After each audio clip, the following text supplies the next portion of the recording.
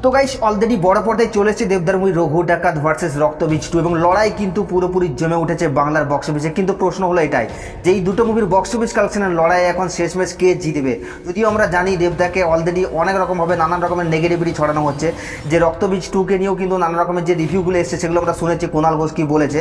তো সেই সব কথায় আমরা আসছি না, কিন্তু প্রশ্ন হলো এটাই যে কলকাতায় এখন অবস্থা এতটাই খারাপ, আপনারা প্রত্যেকে জানেন যে রাস্তাঘাট অলরেডি জলের মধ্যে ভরে গেছে, কিন্তু তারপরও রঘু ডাকাতের যে বক্স অফিস কালেকশন বা বুকমাইশের যে ক্রেজটা দেখা যাচ্ছে এখনও পর্যন্ত লাস্ট 24 ঘন্টায় 6,500-এর বেশি টিকিট সেল করেছে। কিন্তু সেই জায়গায় দাঁড়িয়ে আমরা যদি দেখি তাহলে রক্তবীজ 2 কিন্তু এখনও পর্যন্ত ট্রেন্ডিং লিস্টে আসতে পারেনি। তো প্রশ্ন হলো এটাই যে এই দুটো মুভি তার ডে 1 এসে কত টাকা বক্স অফিস কালেকশন করতে পারে।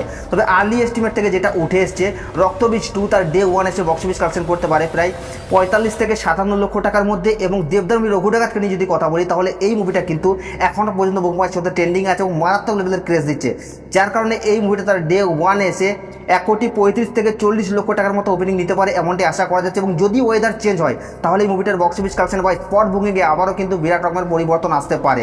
তো এই দুটো মুভির বক্স অফিস কালেকশন নিয়ে আপনাদের কি মতামত নিচের কমেন্টে অবশ্যই জানাবেন, আর সাবস্ক্রাইব করে দাও নেক্সট ভিডিওর জন্য।